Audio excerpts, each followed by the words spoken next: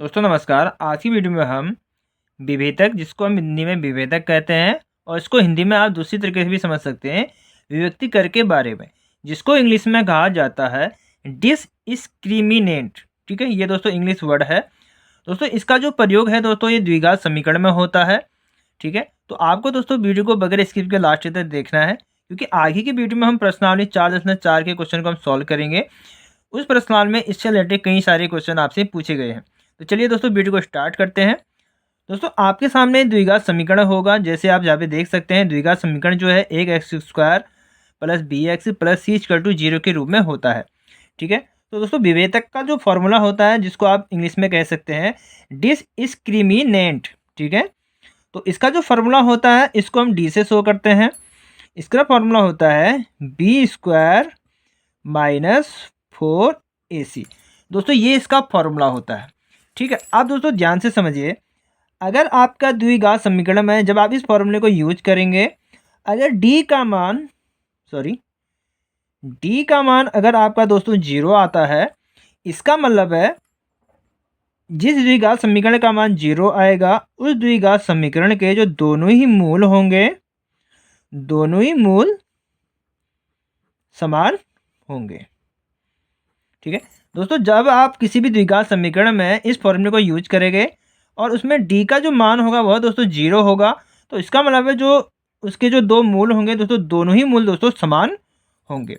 दूसरा, यदि आपका डी का मान 0 से बड़ा हो, यानी कि डी का मान आपका 0 से बड़ा, यानी कि 1 2 3 4 कुछ भी हो, यानी कि आपका धनात्मक में होना चाहिए और कुछ भी होना चाहिए, तो उसमें क्या होगा दोस्तों, उसमें आपका उस जो द्विघात समीकरण है जिसका मान आपका 0 से बड़ा होगा, तो उसके जो दोनों ही मूल होंगे, यानी कि दोनों मूल असमान होंगे, यानी कि आपको जो दो मूल प्राप्त होंगे वह दोस्तों दोनों ही अलग होंगे।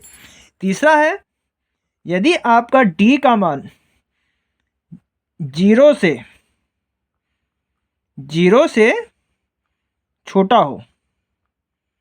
ठीक है, यदि आपका मान डी का मान 0 से छोटा हो, दोस्तों 0 का मान डी से छोटा तभी आएगा जब आपका डी का मान ऋणात्मक में होगा। यानी कि अगर आपका डी का मान ऋणात्मक में आता है, तो इसका मतलब है इस प्रकार के जो द्विघात समीकरण होते हैं, उनके जो मूल होते हैं, उनके मूलों का कोई अस्तित्व नहीं है। या आप इसको ऐसे भी लिख सकते हैं कि इस प्रकार के द्विघात समीकरण का कोई हल नहीं है। दोस्तों अगर आप किसी भी द्विघात समीकरण में इस फॉर्मूले को यूज करेंगे D equal to b square minus 4ac, अगर आपका डी का मान 0 आता है, तो आप उस क्वेश्चन को आगे सॉल्व करके दो मूल प्राप्त कर सकते हैं। जो आपको दो मूल प्राप्त होंगे वह दोनों ही मूल होंगे समान।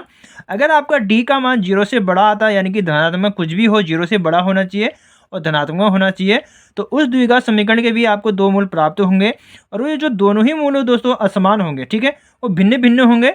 तीसरा जो आपका होगा, अगर आपका डी का मान 0 से छोटा, अगर आपका डी का मान 0 से छोटा आता है, यानी कि ऋणात्मक में आता है, तो उस प्रकार के द्विघात समीकरण का कोई अस्तित्व नहीं है या उसका कोई भी हल नहीं है। यानी कि आप उस द्विघात समीकरण का मूल निकालने के लिए जाएंगे तो आप उसका मूल नहीं निकलेगा, यानी कि हम इसको आगे सॉल्व नहीं कर सकते हैं, उसको हम वहीं पर ही स्टॉप करके छोड़ देंगे। तो दोस्तों आगे की वीडियो में मैं इससे रिलेटेड कई सारे क्वेश्चन कराने वाला हूँ प्रश्नावली 4.4 में।